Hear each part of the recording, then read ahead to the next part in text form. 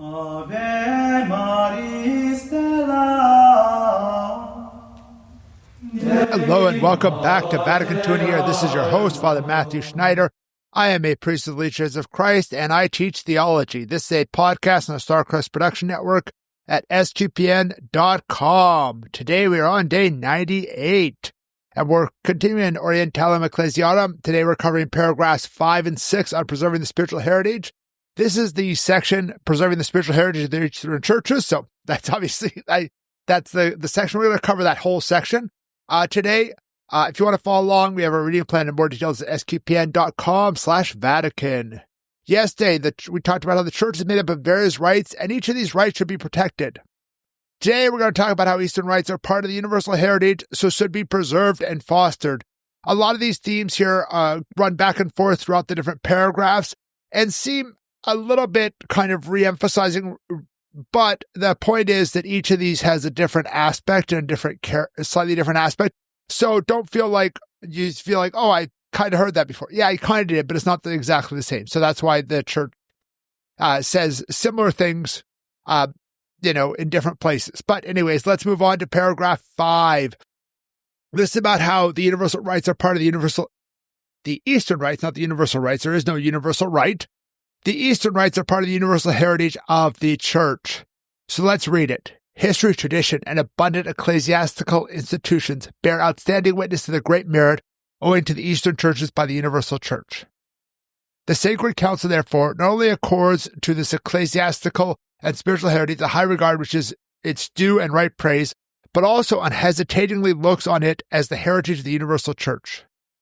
For this reason, it solemnly declares that the churches of the East, as much as of the West, have a full right and are in duty bound to rule themselves, each in accordance with its own established disciplines, since all are praiseworthy by reason of their venerable antiquity, more harmonious with the character of the faithful, and more suited to the promotion of the good of souls.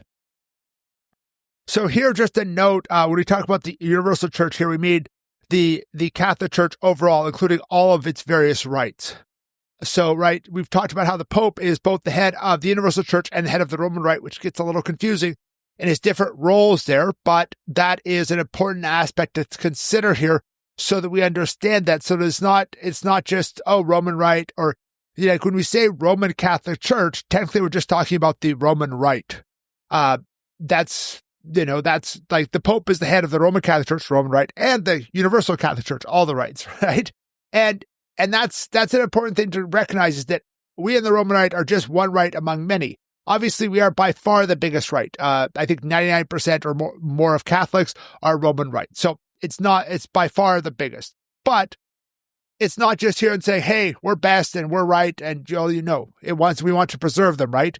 They have this great witness. They go back to this ancient practices, right? So we need to keep, they provide this witness. A lot of them provide witness of, surviving under a lot of persecution too. There's been historically over the last 2,000 years, there's been a lot more issues of persecution out where the East is than where the Western Christians are.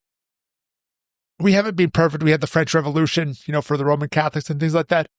But if you look at the history of, say, Mesopotamia, the last 2,000 years versus, France or Germany, there's been a lot more anti-Christian issues in Mesopotamia. Mesopotamia being modern-day Iraq, Syria. So the spiritual heritage keep in high regard. It's part of that universal heritage, and they have a right to exist. They operate in their own discipline. They're more suited to the people, the times, and places, right? So different things are different for different times and places. For example, in the West, we have the practice of celibate priests, right? So married men do not become priests. In no rite is it the practice for priests to get married. Even in the East, it's only married men become priests, not priests can get married. Important distinction there. But anyways, so in all these rites, in all the Roman Rite, we have this, right?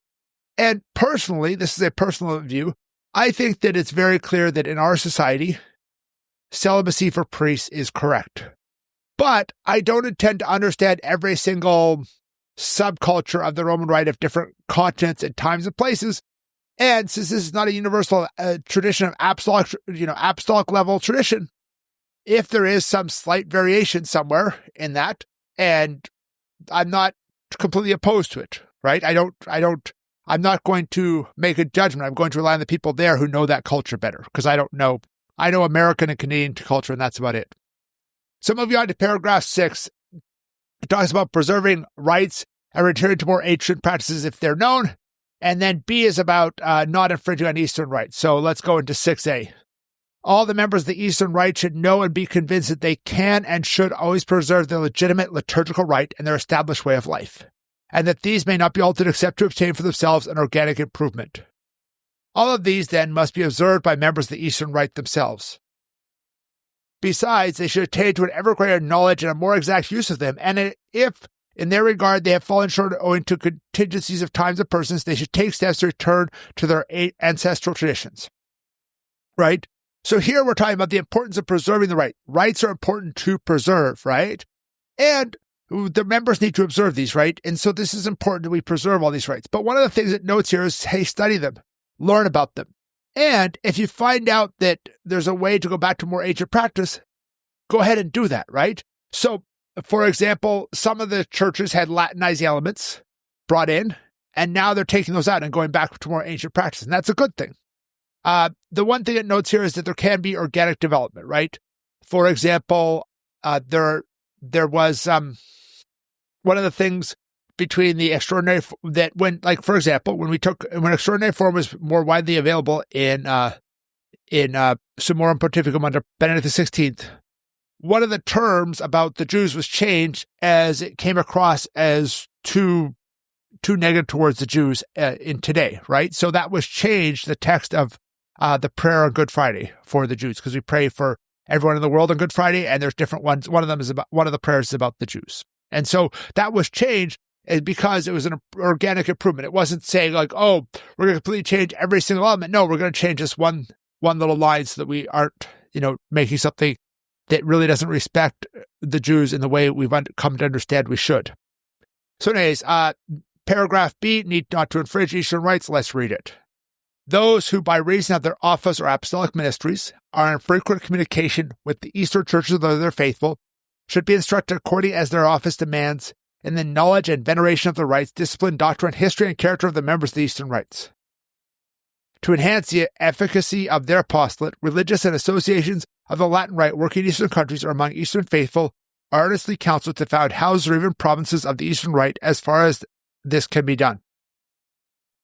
So, right, this is this strong de-Latinizing tendency. Like the practice in the past was to Latinize a lot of these churches. Now we're saying, no, we need to push back and not, use the Latin Rite and push into these Eastern territories. So not push Latin Rite into, southern India where there's Syro-Malabar, or into Ukraine where there's Ukrainian, right? Or into Lebanon where there's Maronite Catholics, right? And so to understand what's going on in those churches, understand them, and then to the degree possible, found communities or found provinces here, that are following that rite, not our Roman rite. So here when we talk about houses, that means like individual houses, like individual religious communities like my own here in San Jose Diocese. Or we can talk about provinces, which is like a larger territory for religious, like say my community, it's 10 in the U.S., but like the Dominicans, they have 3 or 4 in the U.S., I forget. And a separate one in Canada, right? Those type of things. And so because we want to be able to respect those rights in those areas and not kind of go, hey, we as the Roman Rite, we have all these things and we know all these things and we're going to share it, right? So hopefully that's helpful. Thank you for listening to this episode of Vatican II in a Year. This is a listener-supported podcast. You can donate to help StarQuest produce it. Another great podcast at sqpn.com/give. You can give one-time, monthly, or join the StarQuest Patreon. Tomorrow, we're going to continue on the next paragraphs, Orientalum Ecclesianum, 7 through 11, on the patriarchs of the Eastern churches. Please join us then to learn more about Vatican II, which provide a blueprint for the Catholic Church. Go to sqpn.com/Vatican, frmatthewlc.com/Vatican, or Vatican SQPN on Facebook and X for more information on the podcast, such as playlists and a reading plan. There's also an SQPN Discord with a channel for Vatican II in a Year at sqpn.com/Discord. Amen.